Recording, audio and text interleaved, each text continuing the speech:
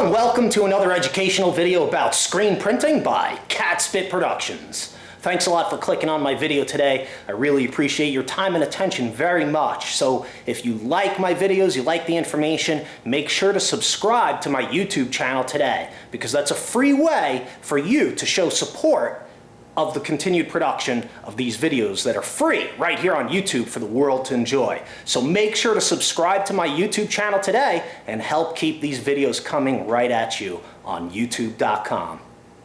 Alright, so today is just a quick tips video. I just wanted to make a standalone video about this because I know we have talked about, what does it take to cure Plastisol inks, right? But I often get the question of how long does it take to cure Plastisol ink?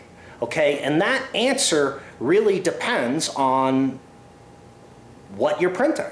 As you probably already know, Plastisol inks need to cure at about 330 degrees Fahrenheit or higher for up to a minute or longer. And it's important to note that different makers or different manufacturers of Plastisol inks will recommend a different temperature around that 330 degrees Fahrenheit. So you may see some inks say that they cure at 320, 330, somewhere in that range, okay? But when you ask me how long does it take for Plastisol ink to cure, well, there's no real finite or definitive answer for that, because in the end, the amount of time it takes for your print to cure depends on the volume of ink you have printed. And it also might depend on, what ink you're printing. Like if you print white ink on a black shirt, that's going to take a little bit longer to cure than black ink on a white shirt. And there are a couple of reasons for that.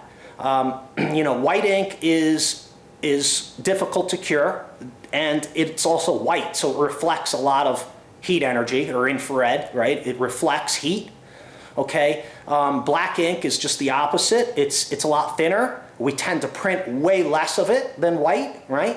So it also absorbs the heat energy, so black ink tends to cure quicker, okay? So the bottom line is you have to remember you should have an infrared temperature gun. I wonder what that does to the camera. Okay, so an infrared temperature gun, and just remember that when you use this and you hit it off of your shirt inside the oven chamber, remember that this reading is a bounced reading off of the surface of the print. Okay, so if you point this at your ink and you get a reading, it's a surface reading of the temperature of the surface of your printed Plastisol ink. So what does that mean? That means that if you're hitting 330 degrees and maybe you're printing a big white ink print on a black shirt and you just hit 330, well, you might really want to hit 340 or a little bit more depending on how heavily you laid that ink on. The thicker the ink is, the more time it's going to take for the heat energy to penetrate all the way from the top of the printed ink layer through the bottom to the t-shirt. You follow? So the ink can feel dry to the touch on top, but if it's not cured where it meets the fabric, it will wash off.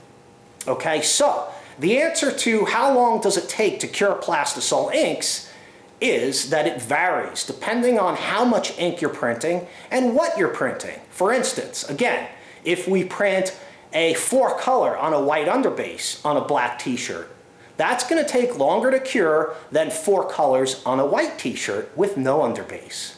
Follow? Okay? So, the important thing to remember is you have to reach 330 degrees Fahrenheit through the entire printed ink layer from top to bottom. Okay? It's very critical. Okay? Otherwise, your ink will wash out. How many times did I say okay in this video? Okay. So, all right, I think that's about it. I just wanted to put this out there as a standalone video because I get this question almost every day. So just remember that it depends on what you're printing and more specifically, how much ink you're printing. The more ink you print, the more time it's going to take to cure. So I hope you liked this little, quick tips video. I hope this helped some of you out who might have this question. And please remember, if you need screen printing equipment or supplies, check out my offerings at catspitscreenprintsupply.com. Thanks a lot for watching, and we'll see you next time.